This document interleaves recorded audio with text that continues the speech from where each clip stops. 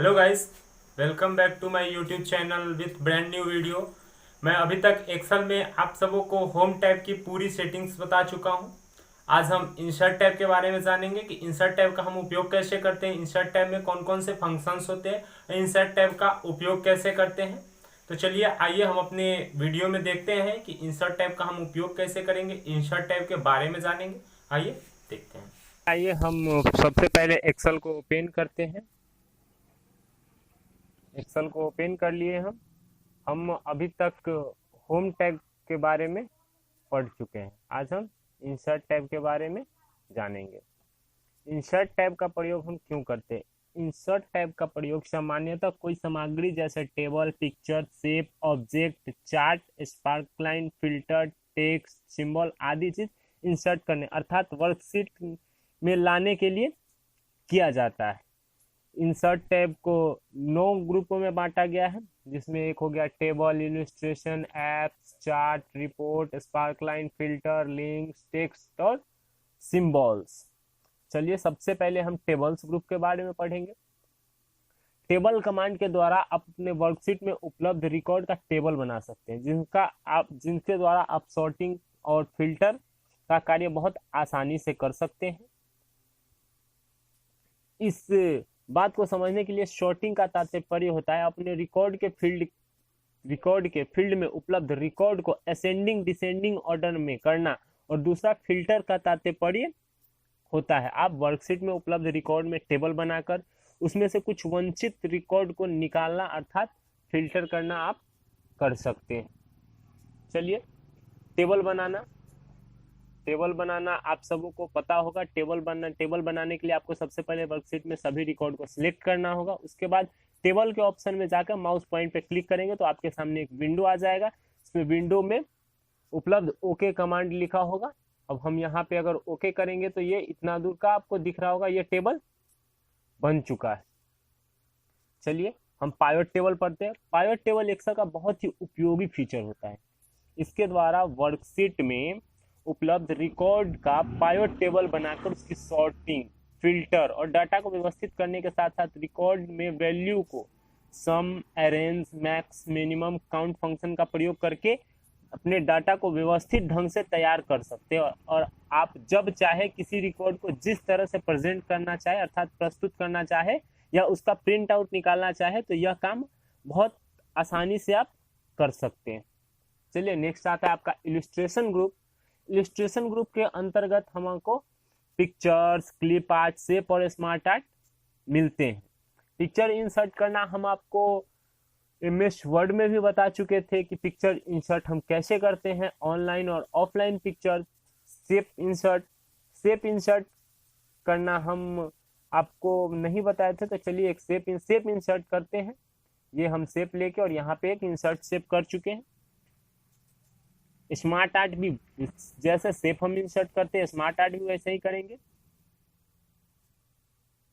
अब आगे बढ़ते हैं। ये हमारा स्क्रीनशॉट का ऑप्शन है। अगर हम चाहे तो हम अपने स्क्रीन का स्क्रीनशॉट एक ले सकते हैं। ये स्क्रीनशॉट हमने लिया इसका। आगे बढ़ेंगे। स्क्रीनशॉट के बाद तो हमें मिलेगा चार्ट ऑप्शन। चार्ट ग्रुप का उपयोग विभिन्न प्रकार के चार्ट बनाने के लिए करते हैं। सबसे पहले हम यह समझ लेते हैं चार्ट होता क्या है।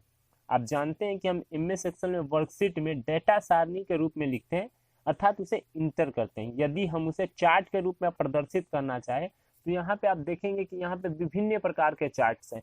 पाई चार्ट हो गया, इंसर्ट लाइन चार्ट हो गया, ये फिर आपका कॉलम चार्ट हो गया, बार चार्ट हो गया, एरिया चार्ट हो गया। बहुत प्रकार के आपको चार्ट मिलेंगे। तो हम इन सब को आसानी से हम चार्ट के रूप में बना सकते हैं। चार्ट के रूप में हमारा डेटा बहुत ही प्रभावशाली, रोचक और समझने में आसान हो जाता है और इससे डेटा का विश्लेषण करना और उसका तुलना करना बहुत आसान होता है। टाइप्स ऑफ चार्ट के कितने कौन कौन से प्रकार होते हैं? तो एक होता है कॉलम चार्ट, दूसरा होता है बार चार्ट, तीसरा होता है लाइन चार्ट, चौथा होता है पाई चार्ट, पांचवा होता है एक्स वाई स्कैटर, छठा होता है एरिया चार्ट और सातवां होता है डोहनट चार्ट, एक होता है रीडर चार्ट। हम इन चार्टों को पढ़ चुके हैं। आगे बढ़ते हैं पायोट चार्ट। पायोट चार्ट वर्कशीट में उपलब्ध डाटा को पाइवोट चार्ट में बनाया जा सकता है। इससे यह लाभ होता है कि पायोट चार्ट का पायोट टेबल में भी बन सकता है, और पायोट टेबल के द्वारा जो भी डेटा हम फिल्टर करके या सॉर्टिंग करके जैसे अपने टेबल में दिखाते हैं, वह टेबल में उपलब्ध रिकॉर्ड को एक पाइवोट चार्ट में वर्कशीट को दिखाएगा। पायोट टेबल में जिस तरह डेटा को मैनेज करना हो उसे मैनेज करके जल्दी, बहुत ही जल्दी उस तरह का चार्ट हम प्रदर्शित स्पार्क लाइन जानेंगे। हम स्पार्क लाइन का प्रयोग एक तरह का चार्ट होता है जिसके द्वारा आप अपने वर्कशीट में किसी कॉलम या रो में उपस्थित डेटा को एक लाइन की वैल्यू के अनुसार प्रदर्शित होता है, जिससे डेटा को तुलनात्मक रूप से उसका विश्लेषण करना बहुत ही आसान हो जाता है, और लाइन के को देखकर डाटा का ग्रोथ या उसके डाउन को समझा जा सकता है। चलिए आगे बढ़ते हैं। फिल्टर। फिल्टर का उपयोग हम अपने वर्कशीट में उपलब्ध रिकॉर्ड में से वंचित रिकॉर्ड को निकालने के लिए करते हैं। जब आप फिल्टर ऑप्शन पे क्लिक करेंगे तो आपके रिकॉर्ड को फिल्टर बटन लग जाएगा, जिसके द्वारा आप फिल्टर का कार्य कर सकते हैं। आगे बढ़ते हैं। लिंक्स। लिंक्स के अंतर्गत हाइपरलिंक एक कमांड होता है जिसके द्वारा वर्कशीट में किसी भी सेल में किसी दूसरे शीट को या दूसरे प्रोग्राम में बनी हुई फाइल को आप अपनी ईमेल आईडी या वर्कबुक को लिंक कर सकते हैं, जिस पर माउस पॉइंटर को क्लिक करने से वह फाइल लिंक हो जाता है। जैसे कि मैंने आपको वर्ड में बताया था, वर्ड और एक्सेल में दोनों में सेम हाइपरलिंक का प्रयोग करते हैं। आगे आते हैं टेक्स्ट। टेक्स्ट ग्रुप में हमें आता है text box, header and footer, word art. तो टेक्स्ट के अंतर्गत टेक्स्ट बॉक्स, वर्ड आर्ट बनाने का ऑप्शन होता है।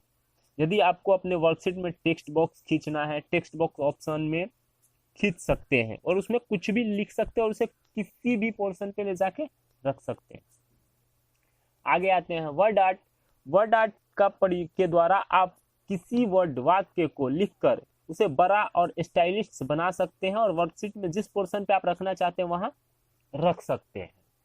Header and footer. हेडर लगाने के लिए हम अपने हेडर को क्लिक करेंगे तो आपको ये हमारा जो शीट है उसमें हेडर लग जाएगा, और फुटर पे करेंगे तो हमारा फुटर लग जाएगा।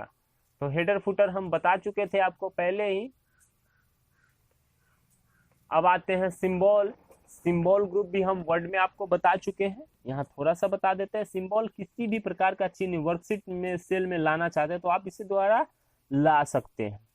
चलिए सिंबल और इक्वेशन मेरा आज खत्म होता है। कल हम पेज लेआउट के बारे में जानेंगे। आज के लिए बस इतना ही। धन्यवाद।